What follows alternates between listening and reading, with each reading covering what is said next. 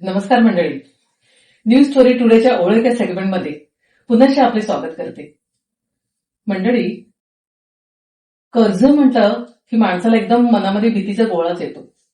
पण कर्ज जर हे योग्य मार्गदर्शनाने मिळालेलं असेल आणि योग्य व्यक्तीच्या हातात गेलेलं असेल आणि योग्य व्यक्तीच्या हातात गेल्यानंतर सुद्धा ज्यांनी कर्ज दिलेलं आहे तिला जर विश्वास असेल की आपण जिला कर्ज दिलेलं आहे त्यांच्याकडनं आपल्याला नक्की ते परतावा त्याचा मिळणारच आहे, तर मग तिची, त्या महिलेची म्हणा किंवा त्या व्यक्तीची म्हणा, उन्नती होते.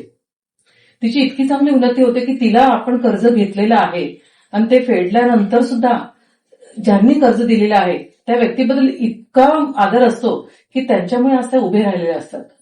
तर अशा या उन्नतीच्या वाटचालीसाठी आज आपण इथे आलेलो आहोत उन्नती फिनसर्व प्रायव्हेट लिमिटेडमध्ये. उन्नती फिनसर्व प्रायव्हेट लिमिटेड जे संचालक आहेत ते एका छोट्याशा गावातले, दुर्गम गावातले आहेत. त्यांच्या गावाचं नाव आहे वहागाव. अशा दुर्गम गावातनं निघालेली त्यांची ती वाटचाल आज 64 महाराष्ट्र आणि गुजरातच्या शाखेकडे त्यांची निघाली. त्यांच्या एकंदरीत ज्या 64 शाखामध्ये त्यांचं हे जे पूर्ण विस्तारलेलं आहे त्यांचं हे उन्नती फिनसर्व प्रायव्हेट लिमिटेड.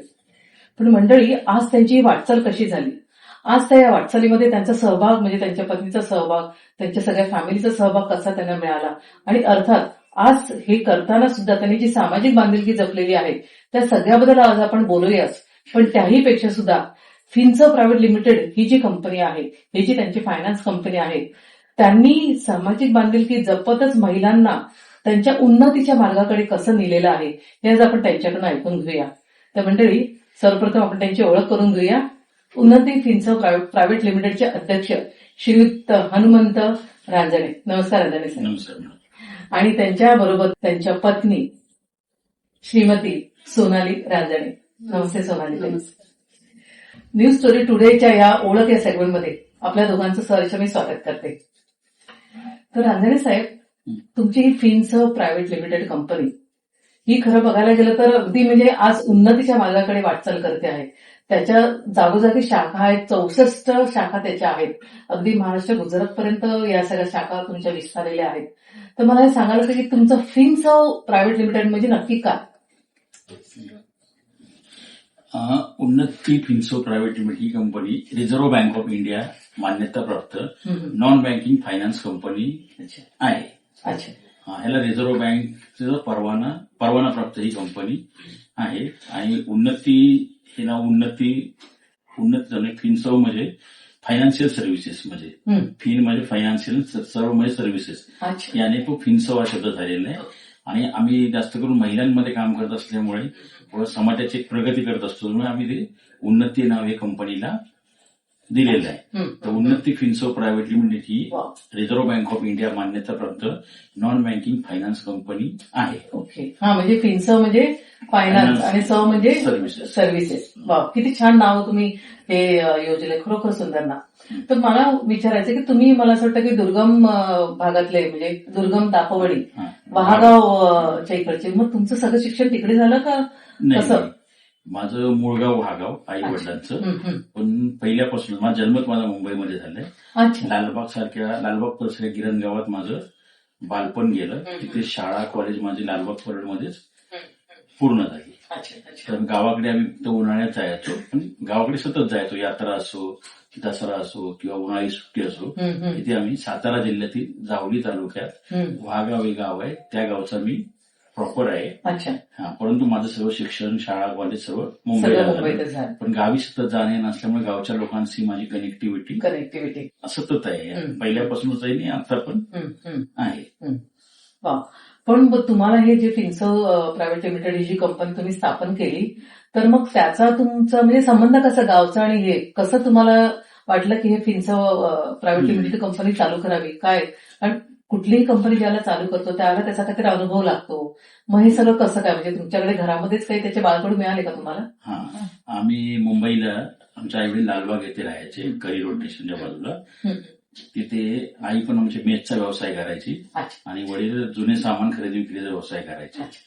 आणि ते दोघंही म्हणजे व्यवसाय, छोटा छोटा व्यवसाय करायचे घरातून.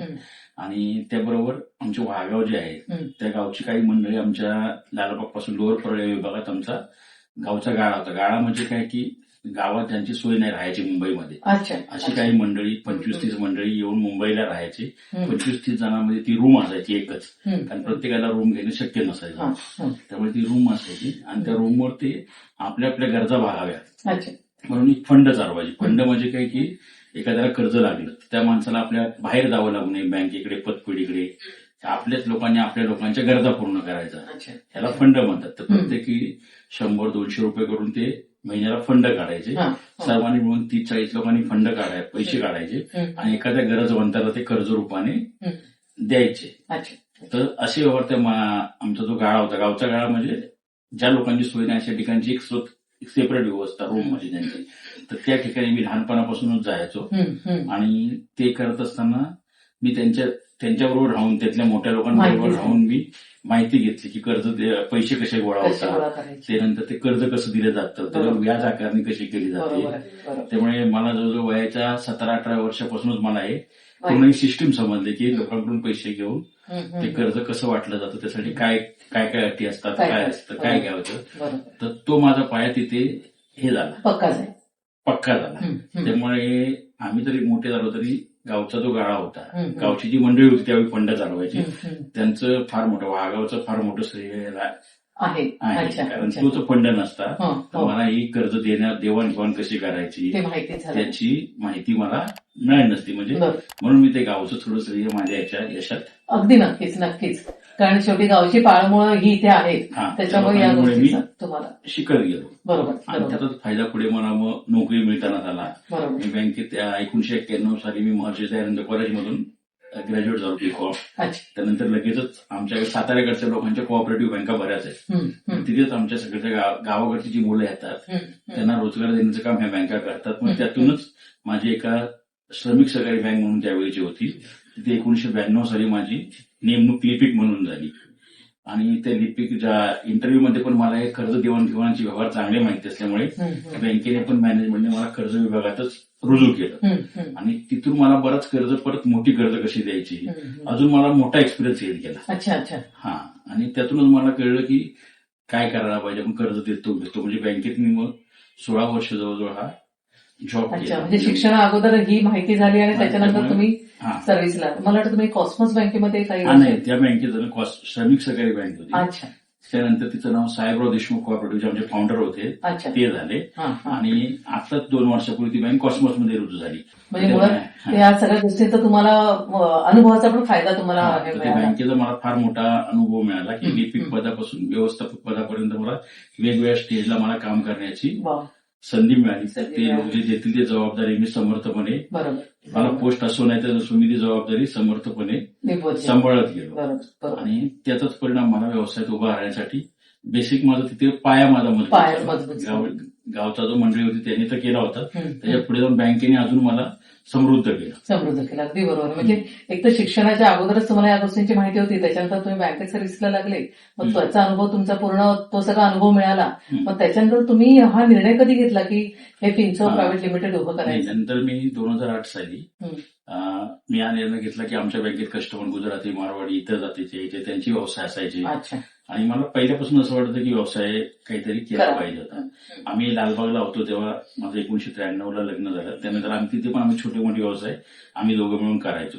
पण आता मला ह्या व्यवसायाची संपूर्ण माहिती झाल्यामुळे मी हा निर्णय घेतला की हे लोक जे व्यवसाय करतात तर आपण का आपण करू का नाही करू शकत? आणि मग आपण व्यवसाय कुठला करायचा की ज्या व्यवसायाची आपल्याला माहिती माहिती आहे, आहे. की ज्याचा बरोबर अनुभव आपल्याला आहे, बरोबर तर बरोबर तोच व्यवसाय आपण का करू नये. बरोबर. म्हणून एक आम्ही सुरुवातीला पहिली उत्कर्ष कोऑपरेटिव्ह क्रेडिट सोसायटी नावाची एक पतसंस्था आमची आहे, ते अजूनही आहे, तर ती सुरुवात केली. अच्छा. आणि त्यातून आम्ही सुरुवातीला व्यवसाय सुरुवात केला. लोकांचे डिपॉझिट घ्यायचे, ठेवी घ्यायचं आणि द्यायचं. पण त्यानंतर माझ्या लक्षात आलं 1 वर्ष 2 वर्षात की पतसंस्था वाढीसाठी फार मोठा वेळ लागतो. आणि त्या पटकन वाढी होत नाही.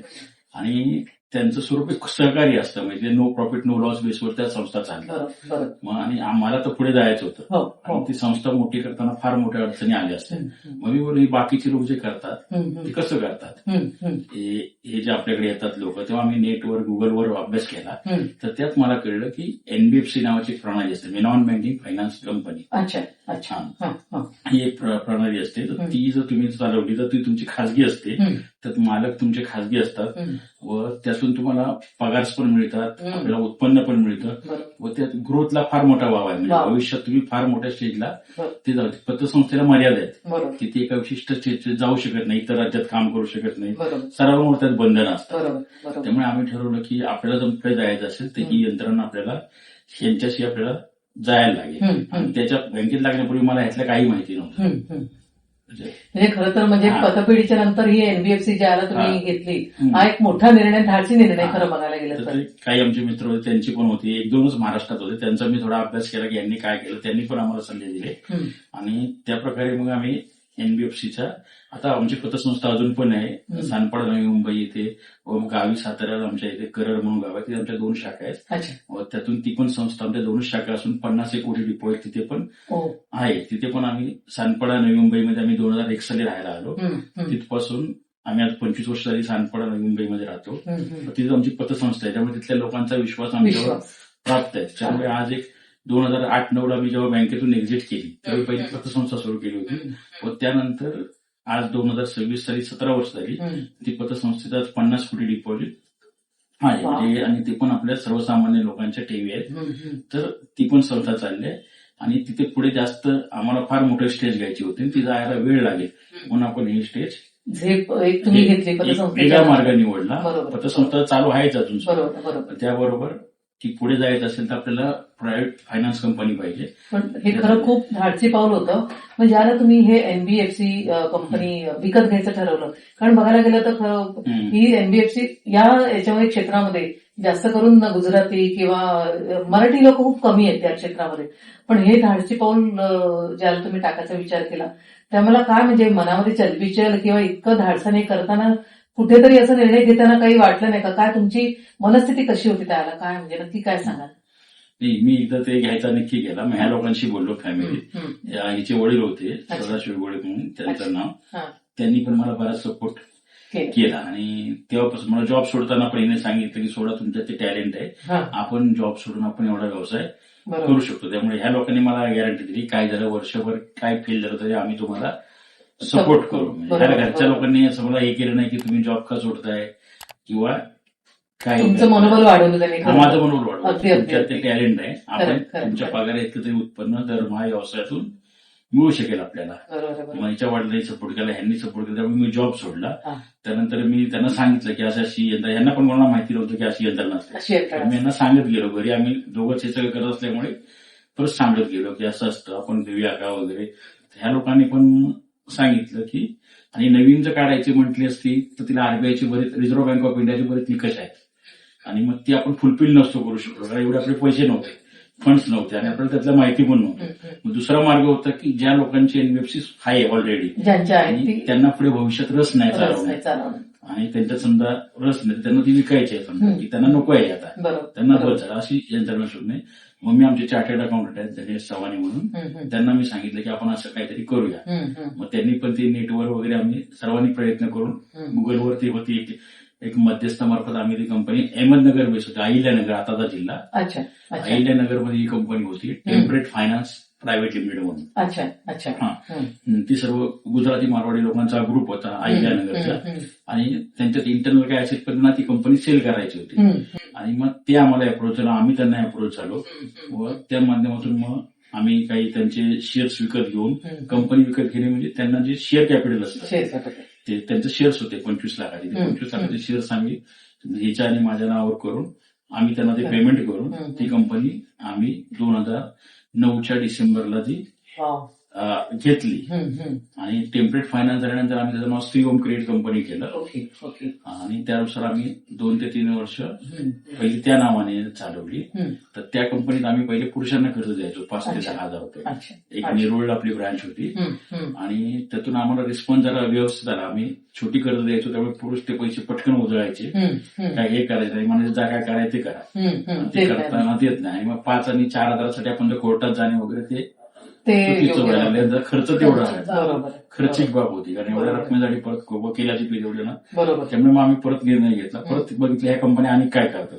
त्याच्यात आम्हाला कळलं की असं हे याला मायक्रो फायनान्स म्हणतात, हम्म, की महिला बचत गटाने कर्ज द्यायचं हम्म, हम्म. आणि महिला स्वतःच प्रामाणिक असल्यामुळे हा, हा. त्यांना घराची सगळी जबाबदारी असल्यामुळे त्या व्यवस्थित पण परतफेड बरोबर. करतात. हम्म. त्यामुळे आम्ही हा निर्णय घेतला. 2012 पासून आम्ही महिलांना कर्ज देण्यास हो. सुरुवात केली. सुरुवातीचं कर्ज आमचं फक्त 10,000 रुपयापासून आपण देत होते. सुरुवात केली हम्म. 2012 पासून. हम्म. आता तीच महिला आमच्याकडे 1 लाखापर्यंत कर्ज घेते. जिने सुरुवात 10,000 नाही केली, हम्म. त्यात 1 लाखापर्यंत कर्जाला तिचे व्यवहार वगैरे बघून देतात. ती पुढे हा, म्हणजे आणि तुमची ही जी एकच शाखा होती ती आता 64 शाखांपर्यंत तुमची प्रगती झालेली आहे. खरोखर म्हणजे अभिमानास्पद आहे खरं तर, कारण हा निर्णय धाडसाने घेतला आणि घरच्यांचा सगळ्यांचा सपोर्ट मिळाल्याशिवाय या गोष्टी शक्यच होत नाही. आणि मेन म्हणजे मनाचं प्राबल्य की नाही मी हे करू शकेन आणि सगळ्यांचा सपोर्ट खरोखर.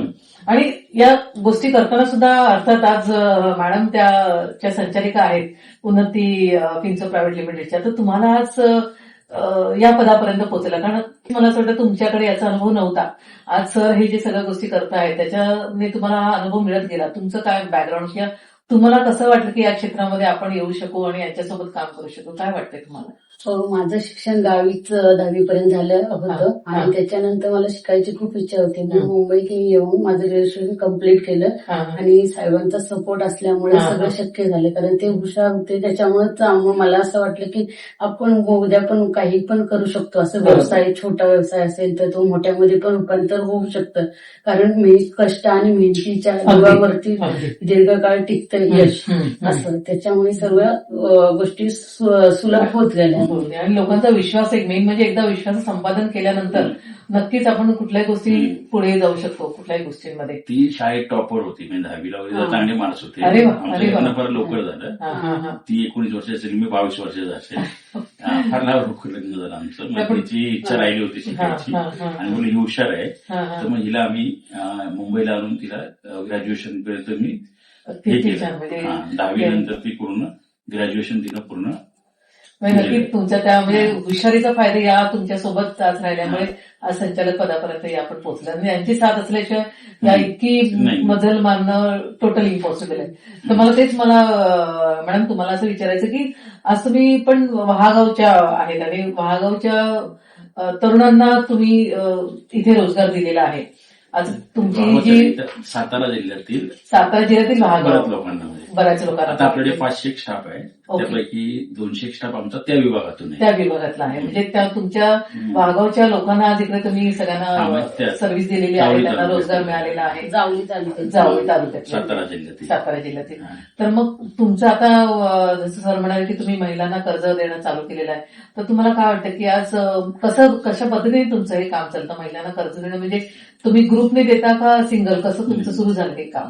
आम्ही आता महिलांनाच कर्ज देतो. 5 किंवा 10 महिलांचा ग्रुप बनवतो. त्याच्यामध्ये महिला कशा जबाबदार असतात आणि रिस्पॉन्सिबिलिटी खूप असते त्यांना, की एक ग्रुप बनवला 10 महिलांचा, तरी एखाद्या महिलेकडे हप्ता वगैरे भरायला पैसे नसतील तर त्या जमून 9 जणी बाकीच्या तिचे पण काढून वेळेवर हप्ता भरतात. त्याच्यामुळे कसं त्यांना कुठल्याही घरातील इतर मुलांचे शिक्षण असेल, पॉलिसी असतील, स्वतःच्या व्यवसाय असतील छोटे मोठे, त्यांना त्याचा उपयोग व्हायचा खूप. आणि त्याच्यातून त्यांची खूप ग्रोथ झालेली आहे महिलांची. आणि सर्व महिला कशा मेहनती असल्यामुळे त्या ग्रुपमध्ये अगोदरच सांगून ठेवतात की आम्हाला ह्या तारखेला हप्ते भरायचे. ते प्रत्येक जणी आपले वेळेवर हप्ता वगैरे भरतात. आणि मेन म्हणजे महिलांना असं इतकं विश्वास आहे की आपले कागदपत्र जे काही एकदा नीट दाखवले की उन्नतीकडनं आपल्याला कर्ज मिळेल की आपलं नक्कीच चांगलं होईल. आणि काही महिलांचा आपण अनुभव पण घेणार आहोत की उन्नतीमध्ये त्यांनी कर्ज घेतल्यामुळे की त्यांना किती त्यांचं ग्रोथ झालेली आहे. तर मंडळी, त्या ज्या कर्ज घेतलेल्या ज्या यांच्या महिला आहेत त्यांचं काय म्हणणं आहे आपण थोडक्यात पहिला ऐकूया. माझे नाव मयुरी जाधव, मी पालघरमध्ये राहते. मी उन्नती फायनान्स या कंपनीमधून कर्ज घेतले. मला माझ्या मैत्रिणीकडून या कंपनीबद्दल समजलं होतं. तिने सांगितलं होतं की या कंपनीमध्ये कमीत कमी कागदपत्र आणि कमी व्याजदरात कर्ज मिळेल. माझा किराणा मालाचा व्यवसाय आहे. मला माझ्या व्यवसायात अजून वाढ करायची होती आणि त्यामुळे मला कर्जाची गरज होती. तर मी उन्नतीमधल्या सरांबरोबर कॉन्टॅक्ट केला आणि त्यांनी घरी येऊन मला कर्जाबद्दलची सगळी माहिती व्यवस्थित सांगितली. त्यांनी एका दिवसात मला माझ्या कर्जाची प्रोसेस करून दिली आणि कर्जाची प्रोसेस सोपी होती.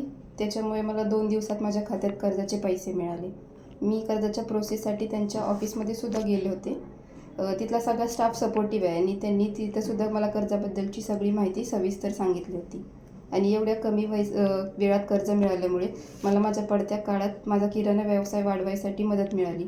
माझ्या व्यवसायात वाढ झाल्यामुळे त्यातून मला नफा पण मिळत गेला आणि त्या नफ्यातूनच मी माझ्या कर्जाचे हप्तेसुद्धा वेळेवर भरले आणि मी माझ्या घरचा खर्चसुद्धा त्याच्यातूनच करू शकले. आणि त्या कंपनीकडून मला त्याच्या लोनसोबत आरोग्य विमासुद्धा भेटला होता आणि मला माझ्या आजारपणात त्याची खूप मदतसुद्धा झाली.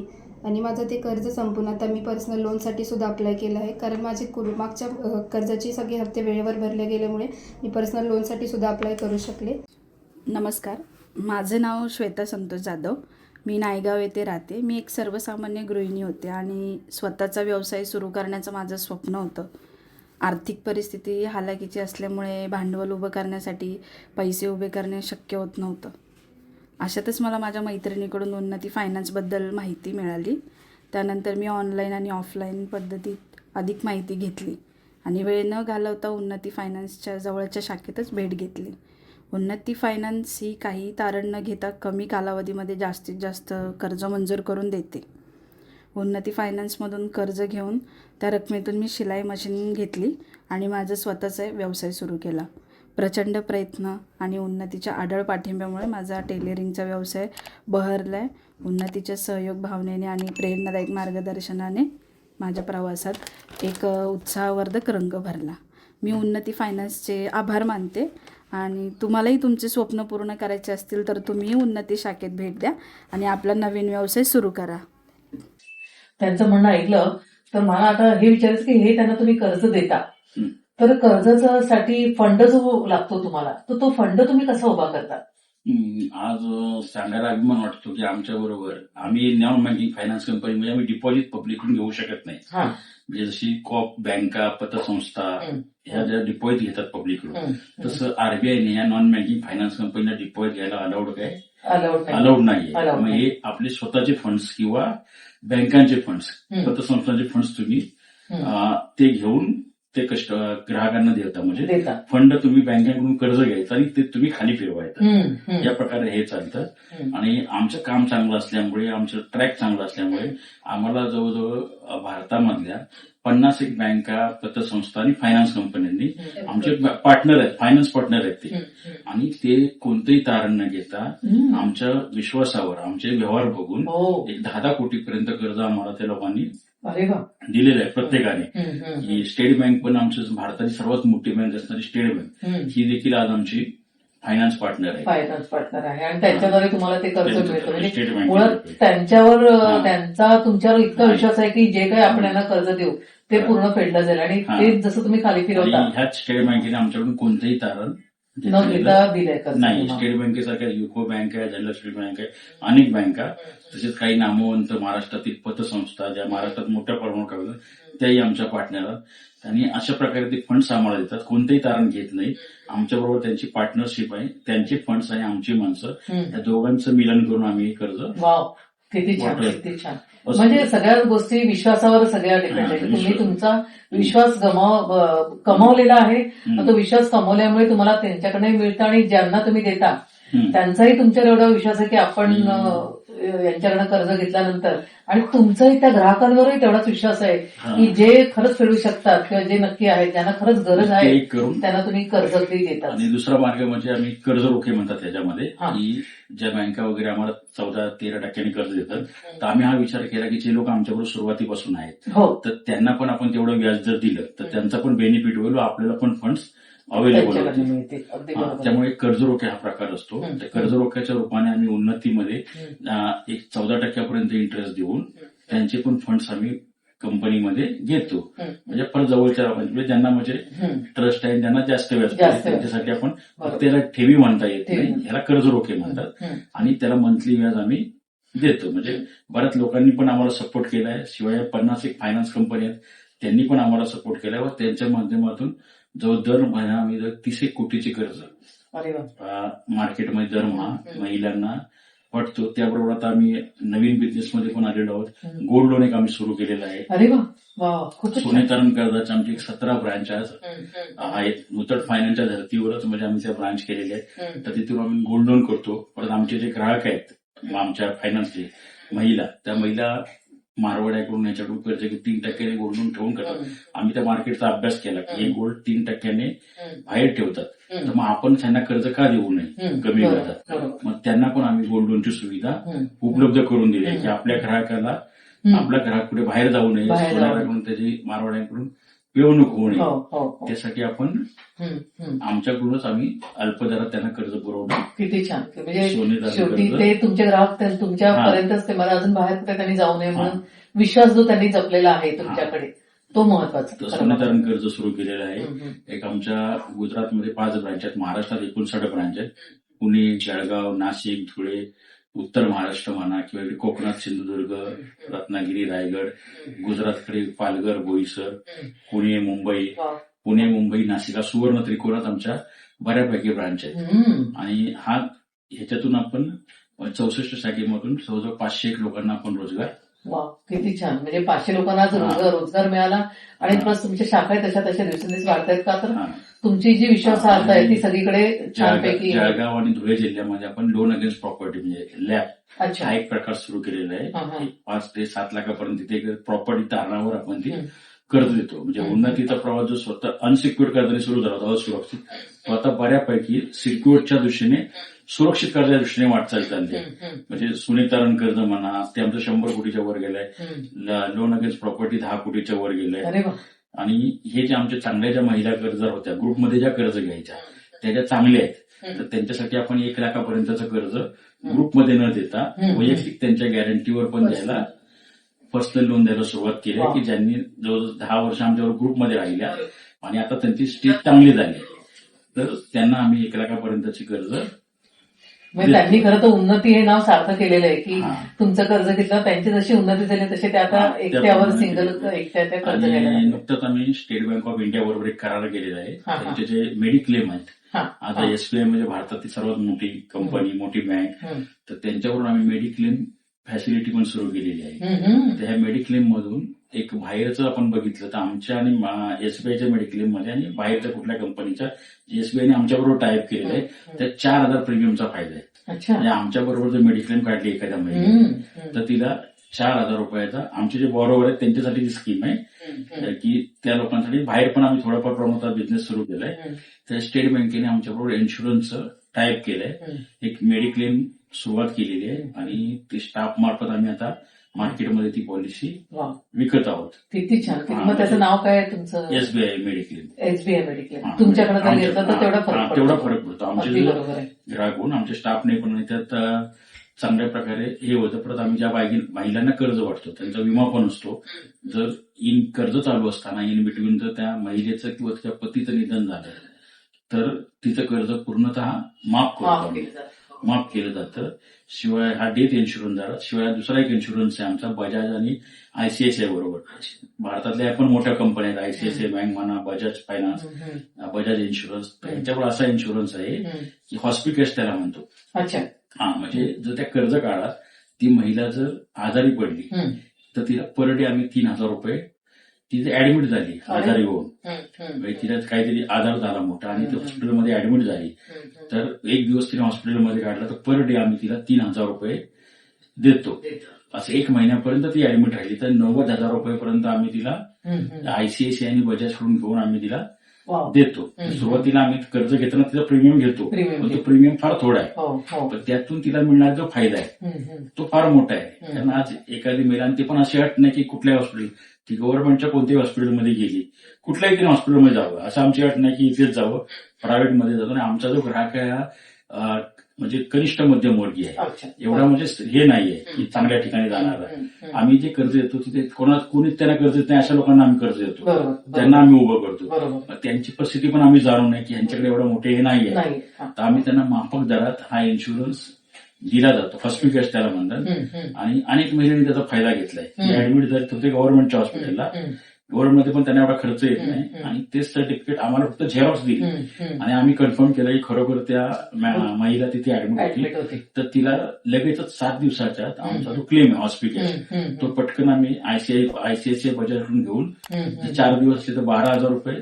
पर डे 3,000 तर या प्रकारे देतो. त्यामुळे महिलांना आजारी पडल्या तिचे मिस्टर किंवा त्या तिलाच नाही ते दोघातल्या एका आजारी पडून हॉस्पिटलमध्ये गेले की ऍडमिट झाले की आम्ही त्यांना मेडिकल, तर आमच्या असंख्य ग्राहकांनी याचा म्हणजे फार मोठा फार चांगला फायदा घेतलेला आहे की त्यांना एक मोठा आधार झाला. कारण ह्या ज्या महिला आहेत त्यांचे मेडिक्लेम किंवा अशा पॉलिसी नसतात. आपण संघटित आहोत, आपले सर्व मेडिक्लेम्स असतात, आपल्याला सर्व माहिती असतं, पण ह्या ज्या महिला आहेत त्यांना मेडिक्लेम माहिती नाही, काही नाही. म्हणून आम्ही हॉस्पिटल सुरू केली आणि त्यांच्याच मुलांसाठी आपण हे त्यांचं कुटुंब पूर्ण कव्हर व्हावं म्हणून एसबीआय बरोबर आपण वाटाघाटी करून अग्रीमेंट करून एक मेडिक्लेमची पॉलिसी एसबीआयने पण आपले काम बघून आपल्याला एवढ्या माफक दरात दिलेली आहे की तुमचा ग्राहक आहे त्याला हे नको, त्यांची फॅमिली कव्हर व्हावी. आणि ती पण बाहेर जर ती फॅमिली गेली तर बऱ्याच त्याला आहे की प्रीमियम जास्त आहे. परत एखादं जास्त वयाचा माणूस असेल तर त्याचं टेस्ट केल्या जातात वेगवेगळ्या की बीपी आहे का, डायबिटीस आहे का आहे. आणि त्या तिथे मात्र अशी एसबीआयने आम्हाला दिलंय की कोणती तुम्ही टेस्ट करू नका, काही नाही, तुम्ही इथे पण याची त्याला गरज नाही. तो आमच्या फॉर्मवर तुम्ही सह्या घ्या आणि त्याचा प्रीमियम आहे तो आम्हाला द्या. आणि तो प्रीमियम दिल्यानंतर तुम्हाला बेनिफिट हाच आहे आमच्या कस्टमरला. त्यात बरंच 50 नंतर बऱ्याच जणांना आजार होतात. बरोबर हे तसं ते काही बघितलं जात नाही. नुसता फॉर्म आणि प्रीमियम दिला की त्याची पॉलिसी लागू होते आणि ती पॉलिसी जशी आपल्या मेडिक्लेम असतात त्याप्रमाणे ती पॉलिसी म्हणजे समाजातील लोकांना की हा एक किती मोठा आधार आहे की आपण इतर ठिकाणी जाण्यापेक्षा या जर छोट्या कंपन्यांकडे गेलो, म्हणजे आता या तुमच्या फिन्सोकडे आलात तर त्यांना कुठल्याही गोष्टींचं टेस्ट करावं लागणार नाही, काही नाही. डायरेक्टली त्यांना इन्शुरन्स पॉलिसी मिळेल आणि तुमचं इव्हन ते ऍडमिट झाल्यानंतर जी तुमची रोजचा 3,000 रुपये जो त्यांना खर्च मिळतो, म्हणजे किती दिलासा आहे. कारण हा खर्च आजकाल खरं हॉस्पिटलचा परवडत नाही, पण तो जो आधार, पैशाचा आधार असल्यानंतर माणूस त्यातल्या त्यात थोडासा मेंटली तरी शांत राहतो की इकडनं आपल्याला मिळणार आहे. तर मंडळी खरोखर इतक्या त्यांच्या या एवढ्या चांगल्या योजना आहेत ना की तुम्हालाही जर त्यांना कॉन्टॅक्ट करायचा असेल तर डिस्क्रिप्शन बॉक्समध्ये त्यांचे सगळे डिटेल्स मी दिलेले आहेत. तुम्हाला कधीही तुम्ही त्यांना कॉन्टॅक्ट करू शकता आणि तुमच्या ज्या शंका कुशंका आहेत आणि तुम्हाला त्यांचे मेंबर व्हायचं असेल किंवा त्यांच्या कंपनीमध्ये जर काही गुंतवायचं असेल तुम्ही किंवा तुम्हाला जर कर्ज घ्यायचं असेल तर नक्कीच तुम्ही यांना कधीही कॉन्टॅक्ट करू शकता. आणि विश्वास, सगळ्यात मुख्य म्हणजे विश्वास हा त्यांनी लोकांना दिलेला आहे. त्यांच्या त्या विश्वासाला त्यांनी ग्राहकांवर पण ते तेवढाच विश्वास देतात की जेणेकरून ग्राहक सुद्धा त्यांच्याकडे येतात हक्काने आणि ते सुद्धा ग्राहकांना हक्काने विचारतात. अगदी होमली इतकं म्हणजे त्यांचं जे वातावरण मला असं वाटतं मी तुमच्या इथे बघते की सगळ्यांचं इतकं क्लोजली आहे की हक्काने तुम्ही ते सांगतात असं आहे मला ही एवढीची गरज आहे फोन करून. कारण मलाही काही लोकांचे अनुभव असे आहेत तुमच्या फिन्सोचे जे काही कस्टमर आहेत की आम्ही फक्त फोन करून सांगायचं साहेब असं माझा प्रॉब्लेम आलाय तर तुमचं इमिडिएटली माणूस तिकडे जातो आणि त्यांची पैशाची सोय करतो. सर्व्हिस ही महत्वाची असते कारण प्रत्येकाला पर्सनली ओळखणं, प्रत्येकाची गरजा ओळखणं हे सुद्धा तेवढंच महत्वाचं. मग याच्यासाठी तुम्ही तुमच्या स्टाफला काही ट्रेनिंग देतात? कसं तुमचं काय स्टाफ ट्रेनिंग कसं देतात? आमच्या काही स्टाफ ट्रेनर म्हणून आहेत आमच्याकडे, ते सतत रोज आमच्याकडे ट्रेनिंग चालू असते. काय नाही काय की आता आम्ही हॉस्पिटल म्हणजे मेडिक्लेमचं प्रोडक्ट आणलंय त्याची आता आम्ही गोल्ड लोन मध्ये मोठ्या प्रमाणात उतरत आहोत. तर गोल्ड ते कसं ओळखायचं, खरं आहे की खोटं आहे, त्यानंतर कसं म्हणजे कस्टमरशी कसं बोललं पाहिजे, काय केलं पाहिजे, प्रत्येकाला त्यांचं ट्रेनिंग तुमचं चालू असतं. सतत ट्रेनिंग चालू असतं. इथे हे एक ऑफिस आहे आमचं, हे आमचं स्वतःच ऑफिस आहे 23व्या माळावर उन्नतीचं. आणि खाली 6व्या माळावर आमचं एक ऑफिस आहे. तिथे ट्रेनिंग रूम आहे, बोर्ड रूम आहे आणि तिथे ह्याच बिल्डिंग मध्ये जवळ आमचा 70 स्टाफ असलेला असतो. इथे 20 ते 25 लोक आहेत, खाली 50 लोक आहेत. तर वेगवेगळे डिपार्टमेंट्स आहेत खाली. आणि कर्ज वसुलीसाठी जे जाणार ते वेगळे ब्रांचेस मधून ब्रांचेसला फक्त कर्ज देणे वसूल करणे एवढंच काम असतं. आणि इन्शुरन्स विकणे, गोल्ड लोन विकणे म्हणजे कर्ज देण्याचंच काम त्या ब्रांचेस करत असतात.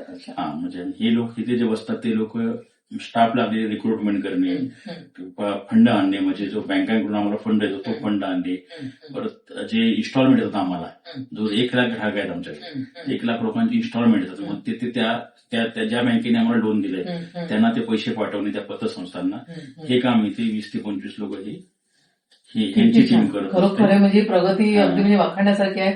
आणि आज मराठी माणसाने एवढ्या सगळ्या गोष्टी करणं खरोखर कौतुकास्पद आहे खरं तर. तर मॅडम तुम्हाला मला असं विचारायचं की तुम्ही आज महिलांना जे कर्ज देतात तर पहिल्याची पद्धत म्हणजे पहिला महिला तेवढं कर्ज घेत नव्हत्या, आता सगळ्याच लघु उद्योगाकडे वळाले आहेत, काहींचे मोठे व्यवसाय पण आहे. तर काय फरक काय जाणवतो पहिल्याचे कर्ज आणि आता कर्ज देणं, काय फरक जाणवतो तुम्हाला? पहिल्या महिला म्हणजे व्यवसाय जास्त करत नव्हत्या. आता कसं सोशल मीडिया वगैरे असल्यामुळे आता महिलांमध्ये खूप बदल झालेत. ते पाहून सगळं व्यवसाय स्वतः नवीन व्यवसायामध्ये व्यवसायामध्ये उतरत आहेत, हम्म. स्वतः करत आहेत. त्याच्यामुळे फंडिंग आपल्याकडून अशी मिळते. सगळ्या विश्वास असल्यामुळे आपण ते आता पर्सनल लोन चालू केले आहे. त्याच्यामुळे त्यांना त्याचा खूप फायदा होत आहे. तर मग आज यांच्यामुळे खरं बघायला गेलं तर तुम्हाला काय आज मॅडमचा सहभाग आहेच, मॅडम संचालिका आहेत आणि आज तुम्ही अध्यक्ष आहात, तर मग तुमच्या दोघांच्या म्हणजे मला मॅडमचा सहभाग असल्यामुळे तुमच्या कंपनीची जी प्रगती आहे तुम्हाला काय सांगायचं, म्हणजे कसं त्यांच्या सहभागामुळे किती तुम्हाला फायदा झाला? नक्कीच फार मोठा 100% म्हणतात तरी चालेल. बरोबर. कारण आम्ही घरी परत डिस्कस करत असतो काय नाही काय. परत ती महिला असल्यामुळे महिलांचे प्रश्न तिला चांगल्या चांगले प्रकारे पाहिजे माहिती ज्ञात असतात की इथे असा प्रॉब्लेम आहे, आपण काय केलं काय पाहिजे. केलं पाहिजे. मग ती त्यांच्या जागेवर जाऊन विचार करते की मी तिथे असते तर मी बरोबर काय केलं असतं, तर आपण बरोबर. कशी ती केस हँडल केली पाहिजे वगैरे बरोबर असं तिचा पुढाकार असतो. त्यामुळे मला ते बऱ्यापैकी 100% आणि त्याच्यात त्या मुळातच हुशार आहेत, त्यामुळे त्यांची विचाराची दृष्टी अजून व्यापक होत चाललेली दिवसेंदिवस खरं तर. तो आता या पण आहेत, आता मला वाटतं तुमच्या घरामध्ये तुमचा मुलगा आणि तुमच्या सुनबाई त्या सुद्धा याच व्यवसायात आहेत, म्हणजे पूर्ण घरातले सगळेजणच या व्यवसायात आहेत. तर काय म्हणजे या सगळ्याच्यामुळे तुमची प्रगती अजून जास्त होत चालली, काय तुम्ही काय सांगाल? नक्की नक्की. आमचा मुलगा 12वीला असल्यापासून आमच्या बरोबर आहे. हा. तो नंतर आमचं एक छोटं ऑफिस होतं पतसंस्थेचं उत्कर्ष, ते सानपाड्यामध्येच आहे. तिथे येऊन तो बसायचा आणि त्यामुळे त्याला ते आवड निर्माण झाली, माहिती निर्माण झाली की कसं काय केलं पाहिजे काय वगैरे. आणि त्यातून त्याने पुढे इंटरेस्ट घेतला बऱ्यापैकी. म्हणजे त्याचा फॅमिली मॅनेजमेंट त्याने MBA केलेलं आहे पूर्ण FMB मधून SPL मधून.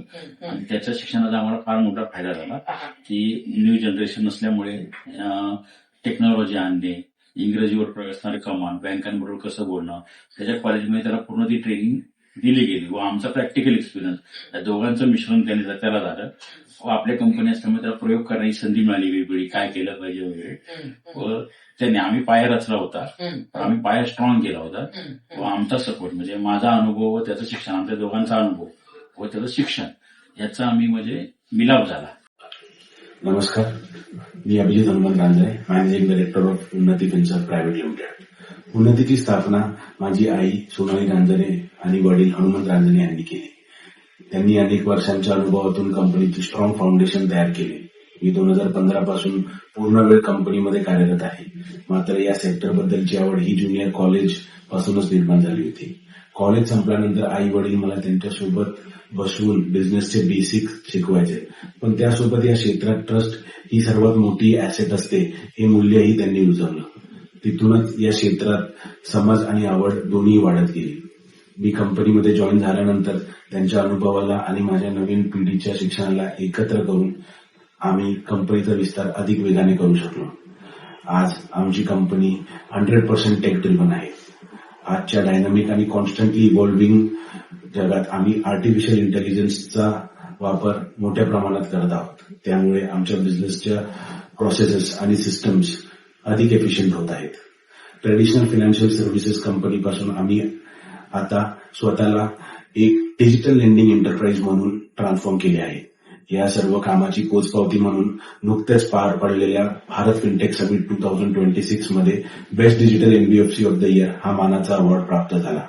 या यशाचा पूर्ण श्रेय माझे आई वडील, आमचे स्टेक होल्डर्स आणि आमचे समर्पित कर्मचारी यांना देतो. धन्यवाद. आणि त्या मिरापातूनच त्याने नवीन सर्व आज आम्ही सांगायचं म्हणजे आज आम्ही पेपरलेस काम करतो. हो. आता पेपर आम्ही वापरत नाही, सर्व मोबाईल आणि लॅपटॉपमध्येच काम चालतं. पूर्ण टेक्नॉलॉजी बेस हे काम आहे. Technology base. हा, म्हणजे आम्ही कोणतेही आता मॅन्युअली काम आम्ही बऱ्यापैकी बंद केलं. आम्ही जेव्हा होतो दोघं ज्यावेळी आम्ही मॅन्युअली काम करायचो. आजचं बघाल तर तो काळ आणि आताच्या काळात जमीन आसमानचा फरक झाला. आज कोणी आमच्या टीममध्ये कोणी डायरी घेऊन बसत नाही, सगळे लॅपटॉप आणि मोबाईलमध्येच. एक वेळ आमच्या स्टाफकडे, आमच्या ब्रँडच्या स्टाफकडे सुद्धा पेन नसला तरी चालतो, पण स्मार्टफोन असणे गरजेचं आहे. कारण तो त्या महिलेचा फॉर्म जागेवरच स्मार्टफोन मधून भरतो. शिवाय आम्ही ते करताना सिव्हिल पण चेक करतो. सिव्हिल म्हणजे जसं आपण कर्ज घेताना कुठे सिव्हिल रेकॉर्ड एक बघितलं जातो की ते आपण प्रथम कर्ज घेतलं ते भरले की नाही व्यवस्थित काय, तर ह्या रेकॉर्डची पण आम्ही शहानिशा सतत करत असतो. म्हणजे कर्ज देतो महिलेला, गरज आहे म्हणून देतो, पण ते मागचा रेकॉर्ड पण तिचा आम्ही तपासतो व आम्ही कर्ज दिल्यानंतर परत तिची नोंद करतो सिव्हिलला. त्यामुळे ती इतर ठिकाणी जेव्हा कर्जाला जाते, आमचं कर्ज थकण्याचं कारण हे आहे की न थकण्याचं. NP आमचा 0 काय आहे तेच आता मी येणार होते की तुमचं NP 0 हे कसं काय, हे शक्य कसं? थोडाफार असतोच, पण कोविडच्या पूर्वी हा NP फार नसायचाच. कोविड नंतर फार मोठा हे झालं की लोकांकडे पैसे वगैरे नव्हते, हे केलं. पण आम्ही पण त्या काळात मग लोकांना सवलती थोड्या हम्म. दिल्या किंवा तुम्ही 6 महिने हप्ता नाही भरला तरी चालेल. त्या काळात आम्ही आमचे पर्सनल आपण ज्यांच्याकडून आम्ही पैसे घेतले त्यांनी पण आम्हाला थोडी राहत दिली की तुम्ही पण लेट भरा. पण काही लोकांनी नाही दिली. मग त्या काळात आम्ही आमची कमिटमेंटसाठी आम्ही प्रसिद्ध आहोत मार्केटमध्ये. जी काही शब्द गेला तो गेला. मग त्या लोकांचे पैसे आम्ही आमचे पर्सनल ऍसेट्स हे करून म्हणजे हे करून आपण ज्यांच्याकडून घेतले त्याला आपण लायबल आहोत. तर त्यांना आम्ही पर्सनल ऍसेट्स आमचे काही मॉर्गेज करून लोन्स घेऊन आम्ही त्या लोकांचे पैसे देऊन टाकले. आणि तीच विश्वासार्हता आज कामाला आली की कोविड काळात पण आम्ही लोकांचे पैसे कोणाचे थकवले नाही, कोणाला तक्रार करून दिली नाही. आम्हाला मात्र ज्या ग्राहकांनी आमचे पैसे घेतले तेच वेळ गावाला गेले, कुठे गेले, आमचे हप्ते थांबले. तेच मी आज आता प्रश्नाकडे येणार होती की कोविडचा काळ इतका असा हे होता की त्यामुळे जर कोणाला म्हणजे सगळे बिझनेस पूर्ण ठप्प झाले होते. मग अशा याच्यामध्ये तुम्ही समाजाची बांधिलकी कशी काय जपली? आज लोन तर सगळ्यांना पाहिजे होतं. आज घरी बसून काही ना काहीतरी उद्योग त्यांना करायचा होता, कारण काहीच फंडिंग कुठे नव्हतं. मग तुम्ही त्या काळामध्ये तुमचं कसं काय व्यवहार झाला, कसं केलं म्हणजे, आणि काय तिकडचा त्यावेळेचा अनुभव काय तुमचा? कोविड काळात सगळं जगत थांबलं होतं. खरंय. पूर्ण म्हणजे हेच नव्हतं.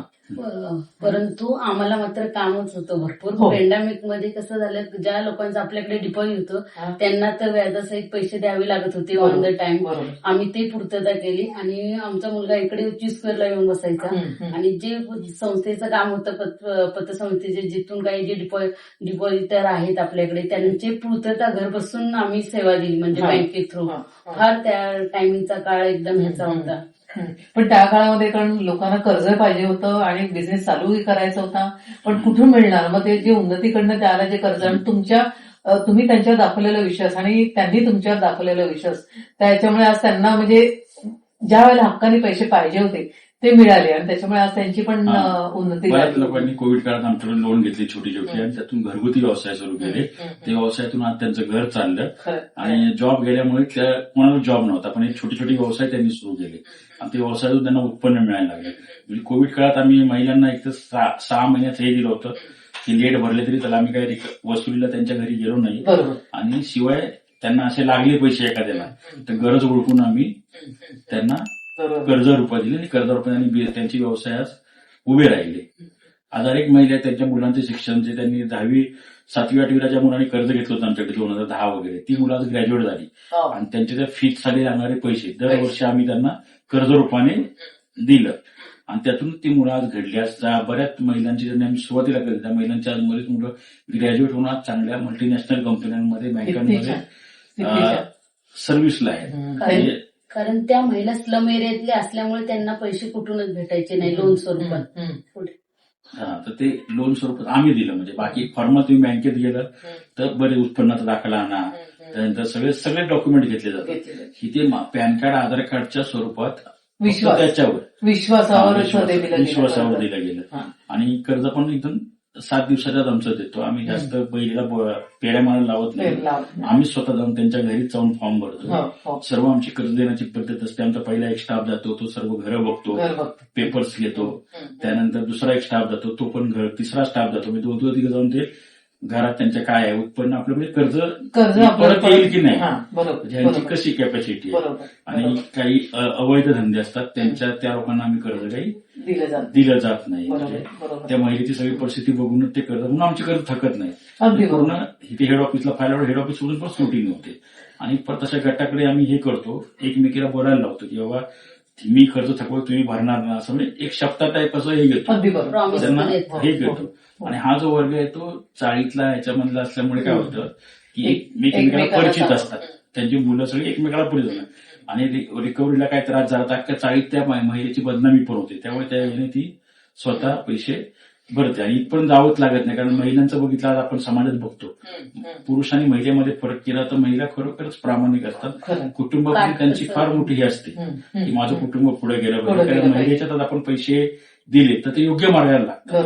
आणि आमची एक तर छोटी रक्कम असते. आम्ही एकदा प्रयोग करून बघितला 1 वर्ष पुरुषांना, पण त्यात आम्हाला वाईट अनुभव आला. हेच पैसे तुम्ही एखाद्या महिलेला द्या, म्हणजे आपल्या घरात पण आपली आई असते, पत्नी असते, बहीण असते, तर तुम्ही सुद्धा आता एक महिला, तर एक अभ्यास केला तर महिला कुटुंबाप्रती फार प्रामाणिक असते की ते पैशाचे अगदी व्यवस्थित ती हे करते, म्हणजे खर्च व्यवस्थित करणार. परत पिढीला पण तिच्यावर कुठलं संकट आलं तर त्रास होतो. संकट नसेल तर त्याचं पण प्लॅनिंग तिने फार व्यवस्थित केलं. आणि महिला स्वतः फार हे असतात जागरूक असतात. त्यामुळे आम्ही महिलांप्रती आमची कंपनी फार मोठ्या प्रमाणात काम करते. तर मॅडम एक संचालक या नात्याने मी तुम्हाला विचारते की तुम्हाला आता सर्वात जास्त असं बदल कुठला जाणवतोय, म्हणजे त्यांच्या आर्थिक परिस्थितीमध्ये बदल जाणवतोय का त्यांच्या मानसिक परिस्थितीमध्ये, की त्यांची मानसिकता बदल चालली आहे महिलांची, तुम्हाला काय वाटतं? महिलांच्या मानसिकतेबद्दल पण बोलता येईल आणि सोशल मीडियामुळे त्यांच्या ज्ञानामध्ये पण खूप फरक पडला आहे की बाकी बाहेर काय चाललं आहे ते त्यांना सगळं समजत आहे. पहिलं सोशल मीडिया नव्हता, त्याच्यामुळे काम आणि घरी आणि आर्थिक सुबत्ता पण आली आर्थिक सगळ्यांना. सुबत्ता आली, त्याच्यामध्ये आर्थिक सुबत्ता आली. स्वातंत्र्य भेटलं थोडस महिलांना. तर हे खरोखर म्हणजे कारण शेवटी आज सगळंच सोशल मीडियामुळे मार्केट एवढं बदललेलं आहे की पूर्वीच्या काळी अगदी बँकेत जावं लागायचं, हे करावं लागायचं. आजकाल सगळं तसं ऑनलाईन सगळं झालेलं आहे आणि फक्त की तुम्हाला कुठून पटकन मिळेल आणि पटकन मी माझा बिझनेस चालू करेन, तर त्या वेळेला जसा तुमचा खूप लोकांना उपयोग होतो तसंच म्हणजे बँकेपेक्षा काही इतर गव्हर्नमेंटच्या याच्यापेक्षा सुद्धा अशा प्रायव्हेट लिमिटेड बँकेकडनं जे कर्ज मिळतं ते त्यांना लागोलाग मिळतं खरं बघायला गेलं तर. कोविड काळात खरं आमच्या स्टाफने पण बराच मोठा सपोर्ट केला. अच्छा. सर्व जग ठप्प असताना पण ते बिचारे, आम्ही त्यांच्या मेडिक्लेम्स होत्या आणि ते सगळे कामावर यायचे. बरे सकाळी 7 ते 10 नंतर जरा कर्फ्यू वगैरे लागायचा, तर 7 ते 9 मध्ये सगळे यायचे सकाळी लवकर उठून आणि जेवढं काही कलेक्शन मिळेल म्हणजे मार्केटमध्ये जाऊन. त्या काळात इतर कंपन्या कोणी जायचं नाही, सगळे घरी बसून होते. एकमेव आमची कंपनी होती मुंबई पुण्यामध्ये की ते जाऊन कलेक्ट कलेक्ट करायचे आणि आम्ही तिथे पहिले गेल्यामुळे आम्हाला ते हप्ते मिळत गेले आणि आम्ही स्वतः मैदानात होतो. कारण मी बोललो की लिडर जर मैदानात नसेल तर टीम पळणार नाही. मी स्वतः जवळजवळ महाराष्ट्र तिथे पण फिरलो आणि महाराष्ट्र सगळ्या ब्रांचेस मी कव्हर केल्या. मला नंतर येऊन इथे कोरोना पण झाला, माझ्यामुळे ह्या लोकांना पण झाला आणि पण मी तिथे फील्डवर जाऊन आल्यामुळे बराच मोठा इम्पॅक्ट स्टाफने बऱ्यापैकी हे केलं. म्हणजे तुमच्या स्टाफवर तुमचा जो विश्वास आहे, तुमच्या स्टाफवर विश्वास आहे आणि आज तुम्ही त्यांना तुमच्या महागावानं इकडे आणल्यानंतर त्यांचं जे उन्नती झाली आहे तुमच्या नावाप्रमाणे, ज्या ज्या कंपनीच्या नावाप्रमाणे त्यांची उन्नती झाली आहे, तर त्यांना नक्कीच म्हणजे त्यांना काय म्हणायचंय आज तुमच्याकडे असल्यामुळे आपण त्यांचं जरा मत आहे जे तुमच्या गावातनं आलेले आहेत त्यांना काय वाटतं? काही गावातून, काही गावाच्या व्यतिरिक्त काही बाहेरचे पण लोक आहेत जे आमच्याबरोबर 10-15 वर्षापासून आहेत. गावचेच लोक नाही पण आम्हाला सर्व जो आमचा स्टाफ आहे म्हणजे तर त्या सर्वांनीच आम्हाला फार मोठं सहकार्य केलं. म्हणजे हे काय एकट्याचं काम नाही, टीमवर्कचं काम. टीमवर्क आहे आणि हे तुमचं खरं बघा तर एक मोठं कुटुंब झालं आता की हा स्टाफ म्हणजे तुमचा हा एक्सटेंडेड फॅमिली आहे. त्याच्यामुळे टीमचा पार्ट म्हणून त्या लोकांनी फार मोठी मेहनत घेतलेली आहे आणि आम्ही सुद्धा त्यांना आपल्या कुटुंबाचा भाग समजतो. त्यांना जेवढे काही फॅसिलिटी इन्सेंटिव्ह असतात, आम्ही जे काही प्रोडक्ट विकतो त्या महिलेला काही प्रोडक्ट विकतो त्यामागे काही इन्सेंटिव्ह असतो, तो इन्सेंटिव्ह पण आम्ही स्टाफला दिला जातो. म्हणजे त्यांच्याकडून कोणतंही असं फोर्सने काम केलं जात नाही किंवा तू पॉलिसी विकली काय विकली तरी तुला ते एक स्थायी पर्सेंटेज तुम्हाला, जसे आपल्या इन्शुरन्स एजंटला पर्सेंटेज असतात, म्युच्युअल फंडवाल्यांना असतात, तसे ह्या लोकांना पण आम्ही देता. तुम्ही तसं देतो. तुमच्या स्टाफ काय म्हणतात ते आपण जरा ऐकूया. मी 2011 साली उन्नतीमध्ये जॉईन झालो. त्यावेळेस उन्नती खूप एकच ब्रँच रिकव्हरी करणं, कलेक्शन करणं, उन्नतीने ग्रुप लोन चालू केलं. त्याच्यामध्ये 3 ब्रँचेस चालू झाले. आता त्या उन्नतीच्या 64 ब्रँच आहेत. त्या 64 ब्रँचमध्ये सर्व अनुभव आत्तापर्यंत घेतलेला आहे या गोष्टीमध्ये आणि आत्ता मी फायनान्स आणि अकाउंट आणि ॲडमिन डिपार्टमेंटमध्ये ॲडमिन अँड अकाउंट मॅनेजर म्हणून आत्ता काम करत आहे. सरांबरोबर बघताना मी असं बघितलं की एक छोट्या सॅलरीपासून एकदम आत्ता एक चांगल्या स्टेजला एक स्वतःची पण उन्नती झाली आणि माझ्याबरोबर माझ्या घरच्यांची पण उन्नती झाली आणि इतर आपल्या भागातील म्हणजे जावली तालुक्यातील एक ग्रामीण भागातील स्टाफ बऱ्याचपैकी उन्नतीमध्ये जॉईन आहे आणि चांगल्या पोस्टला काम करत आहे. अशामुळे ग्रामीण भागातील लोकांची पण खूप उन्नती झाली आहे. सरांनी खूप विश्वास दाखवला आहे याच्यामध्ये.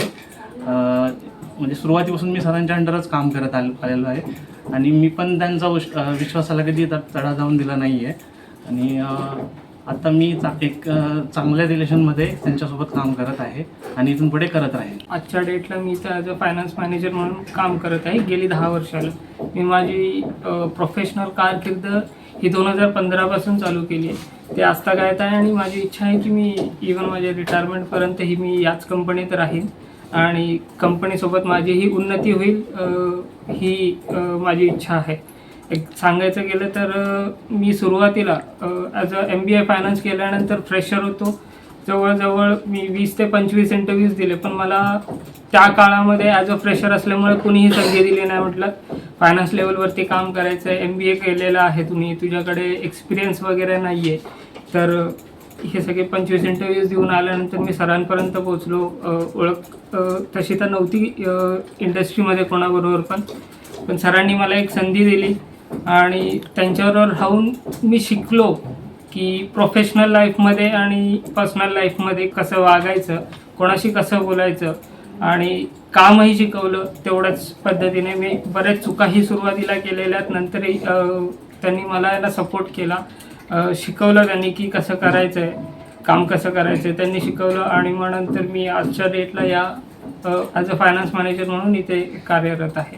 10 वर्षापूर्वी माझ्याकडे काही एक्सपिरियन्स नव्हता, पण आजच्या डेटला मी एकटा कंपनीचं फायनान्स डिपार्टमेंट हँडल करतो आहे.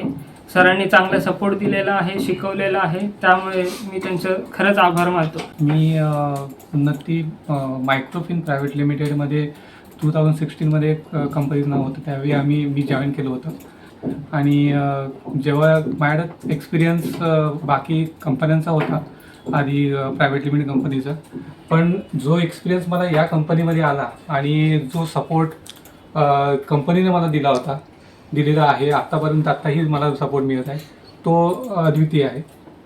कारण की माझे जवळपास माझे आता 9 वर्ष, मी 10वं वर्ष मला चालू आहे त्या कंपनीमध्ये काम करतो आहे. माझे 2 ॲक्सिडेंट झालेले आहेत. त्या ॲक्सिडेंटच्या ह्याच्यामध्ये मला कंपनीने एवढं दोन्ही माझे मोठे साहेब हनुमंत सर आणि अभिजित सर, सर्व फॅमिली रांधणे पूर्ण फॅमिलीने मला पूर्ण सपोर्ट केला, मानसिक आणि आर्थिकदृष्ट्या सपोर्ट केला होता. आणि मला सांभाळून घेतलं होतं की एवढी मोठी 3 महिन्याची लीव दिली, त्यानंतर मला सपोर्ट केला. ते एवढं कोणती कंपनी करत नाही. शिवाय हा झाला माझा वैयक्तिक याचा. तर दुसरा माझा प्रोफेशनल लेवलवरती पण मला खूप शिकायला मिळालं इथे. यामध्ये माझं अकाउंटिंगचं नॉलेज, माझं टॅक्सेशनचं जे नॉलेज होतं ते इथं मला एक्सपांड करायला, एक्सप्लोअर करायला जे चान्स मिळाला व अजून कुठे मिळाला असं मला वाटत नाही. तर यामुळेच आणि त्यामुळेच माझी फॅमिली लेवलला, माझ्या प्रोफेशनल लेवलला, पर्सनल लेवलला माझी उन्नती झालेली आहे. ती फक्त कंपनीमुळे झालेली आहे. उन्नती कंपनीनं मला जो सपोर्ट केला त्यामुळे सगळं घडून आलेलं आहे. तर मी उन्नतीमध्ये माझा प्रवास आता 4 वर्षाचा आहे. मी 2023ला लागलो आणि सुरुवातीला मी CPO डिपार्टमेंट, जे आमच्या 6व्या माळ्यावरती एक डिपार्टमेंट आहे, तिथे मी क्लिअरिकल काम करायचो. त्यानंतर सरांच्यामुळेच मी उत्कर्ष पतपिढीमध्ये सरांनी घेतलं थोडे दिवस. तिकडे थोडं मला पतपिढीचा अनुभव असल्यामुळे आणि पुन्हा मी परत उन्नतीमध्ये आलो आणि आता मी ॲज अ ॲडमिन एक्झिक्युटिव्ह म्हणून काम करतो उन्नतीमध्ये. आणि इन्शुरन्सचा जो सरांनी त्यांच्या इंटरव्ह्यूमध्ये सांगितला तो पार्ट मी सांभाळतो इन्शुरन्सचा. म्हणजे इन्शुरन्सचे क्लेम करतो किंवा त्याची फाईल सबमिट करून लोकांपर्यंत पैसे पोहोचवण्याचा प्रयत्न करतो, पटकन सॉल्व करण्याचा प्रयत्न करतो. असा एक छोटासा अनुभव आहे आणि त्यात सरांचा भरपूर मोठा वाटा आहे की सरांनी खालूनपासून काम करून मला वरपर्यंत घेतलं आणि त्यांनी विश्वास दाखवला की बाबा तू करू शकतोस आणि मला इथपर्यंत आणलं. त्याबद्दल सरांचे मी धन्यवाद मानेन आणि उन्नतीचे मानेन, कारण की उन्नतीनेच हा चान्स दिला आणि अजून परत प्रयत्न करून मी अजून पुढे जाण्याचा प्रयत्न करेन. मी उन्नतीमध्ये 2017 पासून काम करत आहे. जेव्हा मी इथं जॉईन केलेलं तेव्हा ॲज अ ब्रँच मॅनेजर म्हणून कामोठी ब्रांचला स्टार्ट केलं होतं. त्यानंतर मला एक चांगली अपॉर्च्युनिटी मिळाली आणि त्यानंतर माझं CPO हेड म्हणून हेड ऑफिसला प्रमोशन झालं.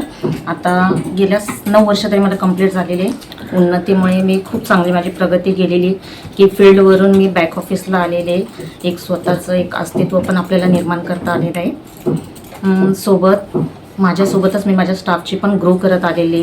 लेडीज स्टाफ असेल, जेंट्स स्टाफ असेल, प्रत्येकाला मोटिवेट करणं वगैरे, बॅक ऑफिस असेल, त्यासोबत फील्डचं पण आपल्याला नॉलेज आहे आणि ते मी पूर्णपणे माझ्या स्टाफला देत गेले की फील्डमध्ये काय काम होतं ते त्यांना समजत गेले, जेणेकरून त्यांना माहिती पडलं की फील्डमध्ये काय काम होतं आणि आपण बॅक ऑफिसला ते कशा प्रकारे केले पाहिजे. त्यांनी ॲक्च्युली माझं बॅकग्राऊंड बॅक ऑफिसचं नव्हतंच, मी फील्डचं होते ब्रांच मॅनेजर म्हणून. मग नंतर त्यांनी मला एक अपॉर्च्युनिटी दिली. सरांनी पण माझ्यावरती विश्वास ठेवला.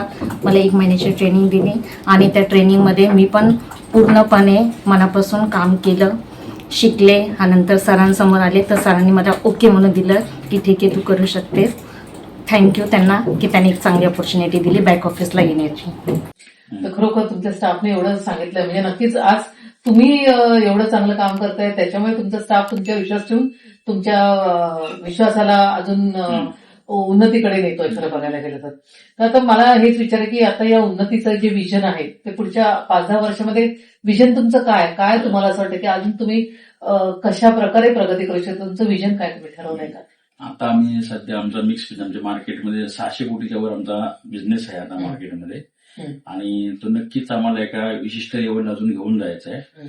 आणि हे घेण्यासाठी आम्ही संपूर्ण टीम आमची पूर्ण कामाला लागले.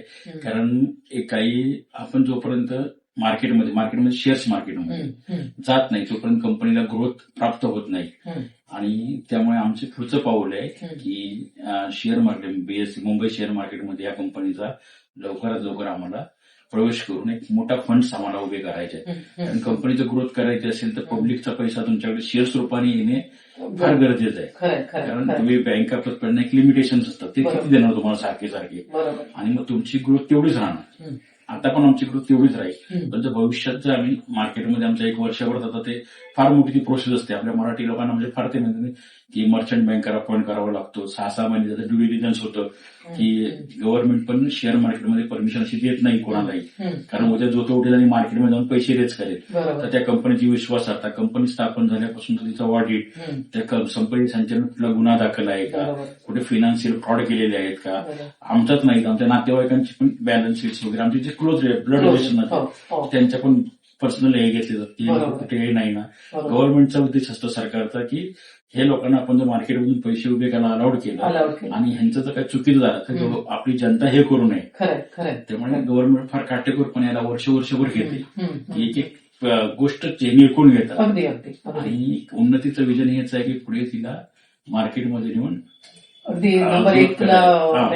फंड्स उभे करणे आणि असुरक्षित कर्जातून आम्ही सुरक्षित कर्जामध्ये करण्यासाठी अभिजित आहे आमचा त्याला पूर्ण नॉलेज आहे मार्केटचं कसं चालतं. आपण महाराष्ट्रीयन लोक म्हणजे आपल्याला बँका पतसंस्था एवढंच माहिती असतं शेअर मार्केटमध्ये काय चालतं. मला पण आता या कंपनीत काम केल्यामुळे आम्हाला माहिती पडत चाललं की असं असतं तसं असतं. कारण आपण एकदम सहकारातून छोट्यातून सुरुवात केली आणि हे मार्केट जसं गुजराती मारवाडी किंवा इतर प्रांतीय लोकांना माहिती असतं की काय चालतं मार्केटमध्ये. तसे आपल्याला नाही मला पण यातलं कळत नाही कधी कधी की कसे शेअरचा भाव असतो खालीवर कसा होतो कोण खरेदी करतो कोण विकतं. पण त्याची पण माहिती मला त्या प्रॅक्टिकल कामामुळे हळूहळू कळायला लागलं. त्या अभिजित आहे टेक्नॉलॉजी त्याला पूर्ण जवळजवळ इंडियातलं जो फायनान्स मार्केटमध्ये त्याला सगळं माहिती आहे आणि त्याचंच विजन आहे की आपण कंपनी मार्केटला घेऊन जाईल. पुढे ग्रोथ करायचं ते कंपनी मार्केटमध्ये येण्याशिवाय काय पर्याय. आसावरी आहे त्याची मिसेस तर ती पण ती टेक्नॉलॉजी बेस आहे तिला पण दोघांना मिळून ते करतात. आमची मुलगी अंकित आहे ती पण ह्या व्यवसायातच होती आमच्या पण तिला पुढे ह्याच क्षेत्रातली पुढे अनेक मोठी डिग्री घेण्यासाठी कारण आता जेव्हा कंपनी मोठी होईल त्यावेळी अशी माणसं लागते त्यासाठी ती आज लंडन येते उच्च शिक्षणासाठी. नवीन अजून तिला ऍडव्हान्स काही शिकायचं असेल तर तिला त्याचा तिकडे शिक्षण घेते तिला पण या व्यवसायाची सगळी माहिती आहे. अभिजित आसावरी आहे ते न्यू जनरेशनचे त्यांचे विजन वेगळे असतात त्यांचं थिंकिंग अजून वेगळं असतं आणि तरुण मुलं त्याच्याकडे जास्त चांगले वळतील हाही त्यांचा उद्देश असतो. तर मला तेच आता विचारायचं की शेवटच्या टप्प्याकडे आता आपण येतोय तर तुमचं हे विजन आहेच नक्की तर तुम्ही आजकालच्या तरुणांना काय तुम्ही सल्ला काय द्याल ग्रामीण युवकांना म्हणा किंवा आजच्या तरुणांना तुम्ही काय सल्ला द्याल? आजकाल काय होतं की कंपनीमध्ये आमच्या काळात आम्ही एका ठिकाणी लागलो की एक शेवटपर्यंत आपण एका ठिकाणी जॉब करायचो. आताची पिढी आहे ती सतत 6 महिने झाले वर्ष झाले की जॉब करत असतात तर त्यांनी एखाद्या ठिकाणी जास्त काळ राहून ते करून शिकून घेणं पण तेवढं गरजेचं आहे. सातत्य पाहिजे तुमच्या कामात प्रामाणिक पाहिजे टीम वर्क पाहिजे जिथे काम करायचं ते ओनरशिप पाहिजे की मी त्या कंपनीचं कोणतंही नुकसान होऊन देणार नाही आणि आपलं म्हणून त्यांनी काम केलं पाहिजे. नक्कीच आता मी पण बँकेत होतो मी सर्व्हिसच करायचो पण मला जी पडेल ती जबाबदारी मी पार पाडली की मी म्हणू नाही की हे माझ्या डिपार्टमेंटचं काम नाही की ते मला माहिती नाही किंवा मला तेवढा पगार नाही मी ते काम का करू. कधी कधी आमचे मॅनेजर्स पण बाहेर जायचे तर मी ते मॅनेजर म्हणून मला तर कुठलं हे नव्हतं पण मी ते मॅनेजर म्हणून पण काम करायचो. तेव्हा मी म्हणालो नाही की मी मॅनेजर नाही मला हे काम सांगायचं नाही. पण असंच प्रत्येकाने शिकत राहिलं पाहिजे आणि नक्की तुम्ही प्रामाणिकपणा सातत्य तुमच्या विचारात टीम वर्क राहिली, टीमला बरोबर घेऊन काम करा आणि मेन म्हणजे ओनरशिप. बरोबर. स्वतःचं म्हणून कुठेही काम करा, कुठलाही व्यवसाय करा, तुम्ही स्वतःचा म्हणून केला तरच एक ना एक दिवस त्याचं फळ चांगलं करत गेलो. आज आम्ही एवढ्या शाखांपर्यंत पोहोचलो, ह्याचं रिझन आहे आम्ही काम करत गेलो. आम्हाला पण कळलं नाही की हा पसारा एवढा कसा काय वाढला तो, कसा आणि काय? काम करत गेले आणि लोकांचा करत विश्वास संपादन करत गेले आणि त्याच्यामुळे आज 650 कोटीपर्यंत तुमचा आता आम्ही जेव्हा एखादे एकटे बसतो तेव्हा आम्ही जेव्हा बघतो की आमच्या सुरुवातीच्या काळात आणि आताच्या काळात तर आम्हीच विचार करतो की एवढं वाढलं कसं काय. कसं मग तरी आम्ही नुसतं काम करत गेलो म्हणजे आणि त्याला डिव्होशन लागतं तेवढं की हा, आणि devotion, डिव्होशन हा. सगळी माहिती करून घेणं, हा. आपल्याला पुढे जायचंय, त्याच्यात नवीन नवीन गोष्टींची माहिती करून हा. आणि लोकांचा विश्वास जपणं हे सगळ्यात मोठं, की विश्वास असल्याशिवाय कुठल्याच गोष्टी होत नाही. आणि त्या विश्वासाला तुम्ही अगदी पूर्णतः उतरलेला आहात, तो विश्वास पूर्ण सार्थक केला, त्याच्यामुळे आज खरं आमचे तर पूर्ण हे कुटुंब म्हणा, माझी मुलं, हे सर्व, त्यानंतर स्टाफ आमचा, परत आम्हाला ज्यांनी सपोर्ट केला आतापर्यंत. जेव्हा सुरुवातीला आमच्याकडे काय नसताना आमच्याकडे काही लोकांनी पतसंस्थेमार्फत पण आम्हाला बऱ्याच प्रकारे लोकांचा सपोर्ट झालेला आहे. त्या लोकांनी अगदी सुरुवातीपासून 15-15 वर्षाचे काही लोक आमच्या बरोबर इन्व्हेस्टर म्हणून आहेत, तर त्या लोकांचा सपोर्ट कोणतंही हे बरोबर. त्या लोकांचं पण फार मोठं हे आहे की आणि योगदान आमचे आहे. योगदान आहे हो, ही हो. कंपनी मोठी करण्यात. त्या ज्यांनी सुरुवातीला आम्हाला हे केलं बरोबर आहे. तर सर्वांचं योगदान आहे, कारण खरंय, खरंय. तेव्हा तर कंपनी काहीच नव्हती. काहीच. तुम्हाला तर आमचं माहितच आहे बरोबर आहे. अगदी. सपोर्ट बरोबर. तर त्या लोकांचा केला सपोर्ट. तसेच ज्या कस्टमरला आम्ही कर्ज दिली ग्राहकांना, त्यांनी वेळेवर त्याची परतफेड केली, आमच्यावर विश्वास टाकला, तर त्यांचं, कारण कर्जदार उपलब्ध नसेल तर पैसे घेऊन पण काय उपयोग खरंय, होतात. खरंय, खरंय. आणि त्या लोकांना आम्ही लोन दिली, त्यांनी पण व्यवस्थित, म्हणजे त्यांचा पण फार मोठा वाटा आहे की आणि त्यांनी जिभेवर आमचं- साखर, हा. जिभेवर साखर असल्यानंतर नॅचरल ते हा. तुम्ही जे बोलताय ते अगदी इतकं पटतं ना, की तुम्ही ते पटवून देणं आणि त्यांना विश्वासाने त्यांना कर्ज देणं आणि त्यांनी तुमच्या त्या विश्वासाला पण ते पात्र उतरतात, म्हणूनच या सगळ्या गोष्टी हा, खरं आणि तर- सर्वांचं या कंपनीसाठी सर्वांचं स्टेबल. आमच्या बँका, स्टेट बँकेसारखी मोठी बँक आमच्या बरोबर काम करते, सर्वांनीच आमच्यावर विश्वास टाकला बरोबर आणि आहे, ह्यात खरंय. कोणाचंही काही तारण नाही आमच्या. बरोबर तर बरोबर. त्या सर्वांचा विश्वास, सर्वांचे हे आमच्या आमच्या तालुक्याच्या प्रत्येक- बँकेचं सुद्धा आम्हाला आमची support बँक आहे. आहे, जावली बँक. सहकारी बँक. हा, हा, हा. आमच्या सातारा जिल्ह्यामध्ये जावली तालुका आहे, तिथली आम्ही आहोत, तिथली बँक आहे. त्यांनी सुरुवातीच्या काळात आम्हाला हे ज्या प्रॉपर्टीज आमच्या बांधल्या, ऑफिस घ्यायला माझे पैसे नव्हते काय, अच्छा. कारण काहीच नव्हतं आमच्याकडे. हा. त्यावेळी त्यांनी करोडो रुपयाची कर्ज मला अशीच दिली की आपल्या विभागाचा माणूस आहे, आज ना उद्या कर्ज मोठा होईल आणि कर्ज होईल. तर त्यांच्या पण विश्वासाला आम्ही पात्र ठरलो. खरंय, खरंय. त्यामुळे त्या बँकेचं पण फार मोठं योगदान आहे. आणि- आता माझ्याबरोबर बऱ्याच मोठ्या मोठ्या बँक आहेत, HDFC आहे, ऍक्सिस आहे, ICICI आहे, स्टेट बँक आहे. तर सुरुवातीच्या काळात ह्या बँकेने मला फार सपोर्ट करत करत काही छोट्या पसंत तिथून आम्ही कर्ज घ्यायचो. आपली बल्लाळेश्वर होती, तिथून आम्ही अच्छा. कर्ज घ्यायचो हो सुरुवातीला. हो हो. हा, पण नंतर मी त्यांची धंद्याला पैसे नसायचे, त्यामुळे मी इकडून तिकडून कर्ज घेऊन, कारण लोक पण आमच्यावर सुरुवातीला कोण पैसे द्यायचं नाही खरंय, आम्हाला, खरंय. मीच पर्सनल लोन विश्वासाला एकदा पात्र बऱ्याच झाल्यानंतर करून मी घ्यायचो आणि इकडे वाटायचो. अगदी अगदी आपण अगदी. हळूहळू आता हम्म.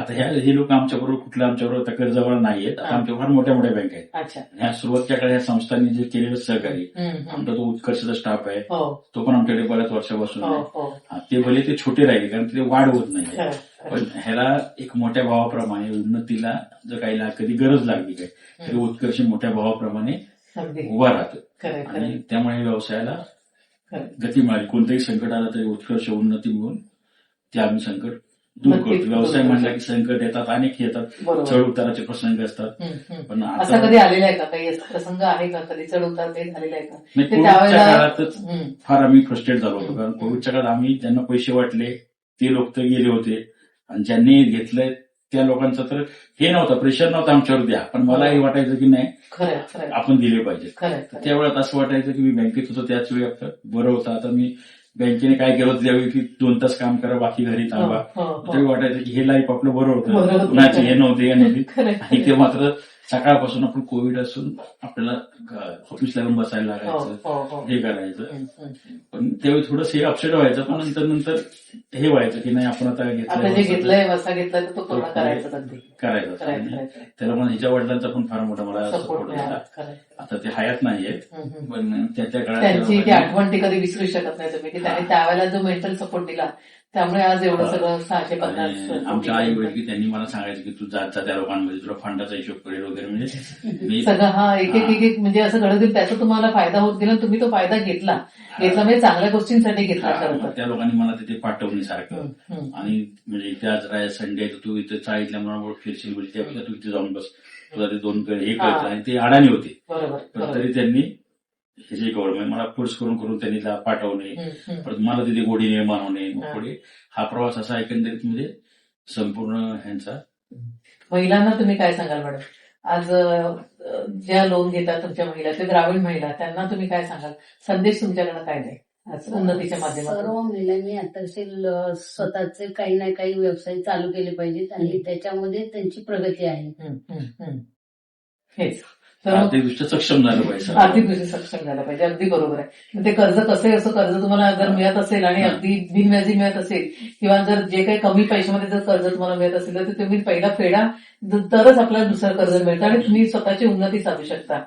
तर मंडळी, आज कर्ज म्हटलं की जसं भीती आहे तशीच जर ती चांगल्या हातात पडली, जर त्याचं योग्य मार्गदर्शन मिळालं की तुम्ही कर्ज कसं फेडू शकता, तुम्हाला आम्ही वेळोवेळी कशी मदत करू शकतो, हे जर त्यांच्याकडे मिळालं तर नक्कीच कोणीही आपल्या उन्नतीकडे येऊन कर्ज घेऊन आपल्या स्वतःचा व्यवसाय चांगलाच उभा करू शकतो. आणि व्यवसाय उभा करण्या मागे सुद्धा सगळ्यांची साथ लागते. आज जी यांना सगळ्यांना जी साथ मिळालेली आहे ती सगळ्यांनी साथ दिलेली आहे. घरच्यांनी साथ दिलेली आहे, त्यांच्या आईवडिलांकडनं साथ मिळाली, त्यांच्या फॅमिलीकडनं जी साथ मिळाली, ती साथ मिळाल्यानंतर आज माणूस कसा स्वतःची उन्नती साधू शकतो हे त्यांच्याकडनं आपण जर ऐकलं, म्हणजे अगदी शून्यातनं उभा राहिलेला माणूस आज 650 कोटीचा बिझनेस आणि त्यांच्या 62 शाखा, अगदी महाराष्ट्र ते गुजरातपर्यंत त्यांच्या या शाखा ज्या गेलेल्या आहेत, त्याच्या मागे अगदी फक्त विश्वास.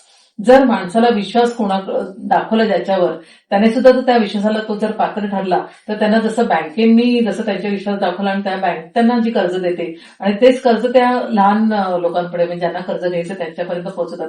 हे खरोखर हे सामाजिक काम आहे आणि यांच्याद्वारे आज खरं समाज घडतो आहे, ते समाजाला पुढे घडवत आहेत. तर या सगळ्या गोष्टींचा खरोखर म्हणजे कौतुकास्पद आहे त्यांची ही जी प्रगती आहे. तर तुम्हाला आजची यांची प्रगती कशी वाटली, तुम्हाला काय वाटलं?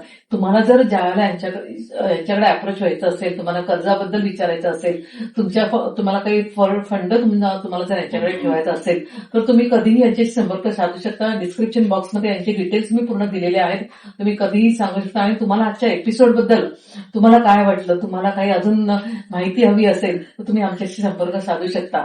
तर रांजणे साहेब, दोघांना मी खास धन्यवाद देते की तुम्ही आज आमच्या ओळख सेगमेंटमध्ये आलात आणि न्यूज स्टोरी टुडेच्या या आमच्या सगळ्या प्रेक्षकांना तुमच्या या उन्नती फायनान्स बद्दल, उन्नती फिन्सर्व प्रायव्हेट लिमिटेडची सगळी माहिती दिली, त्याच्याबद्दल तुमचे शतशः आभार. आणि असंच तुमची प्रगती हो ही आमच्या सगळ्यांकडनं आम्ही शुभेच्छा व्यक्त करते. तर मंडळी, तुम्ही जर चॅनल सबस्क्राईब केलं नसेल तर सबस्क्राईब करा आणि तुमच्या प्रतिक्रिया नक्की द्या. धन्यवाद.